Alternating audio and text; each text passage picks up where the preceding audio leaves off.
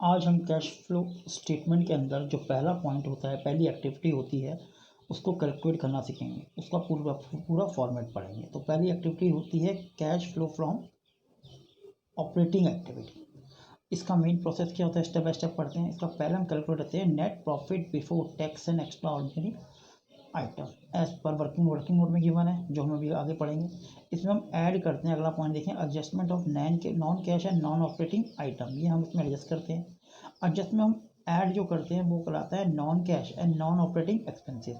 इसके अंदर ये सारे पॉइंट आते हैं जो या तो नॉन कैश है या नॉन ऑपरेटिंग। एक करके पढ़ते हैं। पहला पॉइंट डेप्रिसिएशन, दूसरा गुडविल, पेटेंट एंड ट्रेडमार्क, तीसरा interest on bank overdraft and credit, next interest on borrowing, short term loan, इस पर जो आप इंटरेस्ट पे कर रहे हो, राइटिंग ऑफ एमोटाइजेशन वगैरह, and loss on sale of fixed assets.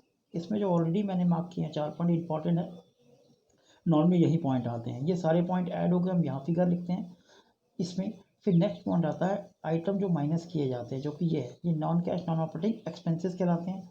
इसके अंदर इनकम कहलाते हैं, सॉरी, रिसिप्ट जो होती है। इसके अंदर क्या क्या आता है, interest income, dividend income, rental income, gain on sale of fixed assets और decrease in provision for doubtful debt. अब इन सबको जोड़ के हम इसका टोटल यहाँ लिखते हैं, और इस फर्स्ट पॉइंट में से इसको प्लस और इसको माइनस करके जो अमाउंट आता है, यहाँ पे जो वैल्यू आती है, उसे हम कहते हैं operating profit before working capital changes, ये कहा जाता है।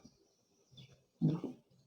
अब इसमें डिक्रीज इन करंट एसेट्स और increase in current liability add की जाती है। डिक्रीज इन करंट एसेट्स के अंदर क्या क्या आती है, अगर हम देखें तो ये point decrease in current assets के हैं।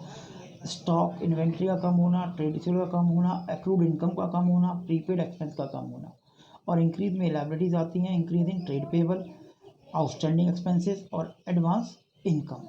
इन सब के टोटल को, ये जो टोटल आता है उसको हम यहाँ लिखते हैं। इसमें कुछ पॉइंट इंक्लूड नहीं होते, जैसे बैंक, कैश, क्योंकि ये कैश एंड कैश इक्विवेलेंट के पॉइंट होते हैं।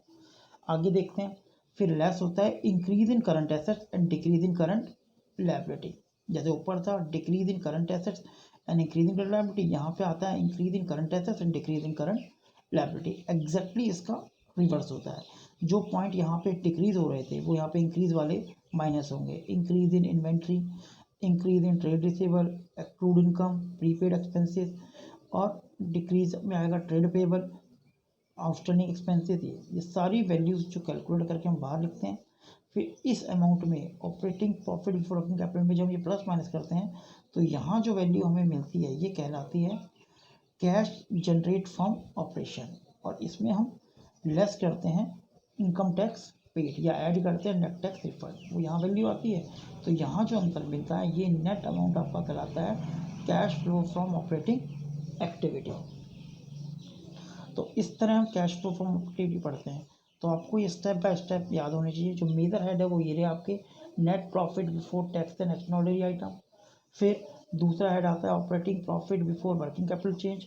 फिर तीसरा प्रॉफिट आता है cash, main point generate from operation, और लास्ट में टैक्स मिलता है।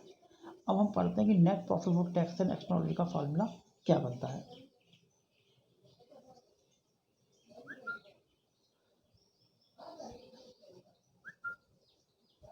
अगर हम इसमें देखें तो इसको कैलकुलेट करने के लिए net profit before net profit as पर statement of profit and loss, closing balance minus opening balance of statement profit loss, opening balance. Closing से हम ओपनिंग माइनस करते हैं तो हमें ये फिगर मिलती है। अब इसमें हम ये 4 चीज़ें ऐड करते हैं। ट्रांसफर टू रिजर्व, जितना भी रिजर्व में वो ट्रांसफर होगा। Propose dividend of previous year, interim dividend of current year, provision for tax of current year, and extraordinary item, जो भी प्लस माइनस जो भी हमारे प्रॉफिट लॉस के डेबिट में आते हैं, मतलब एक्सपेंस होते हैं, इन सबको जोड़ते हैं तो ये पॉइंट मिलता है।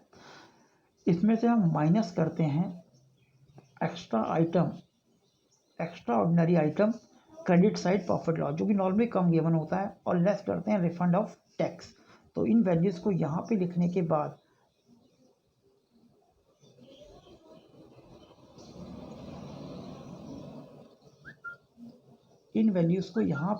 बाद ये जो आंसर आता है ये कहलाता है net profit before tax and extraordinary item.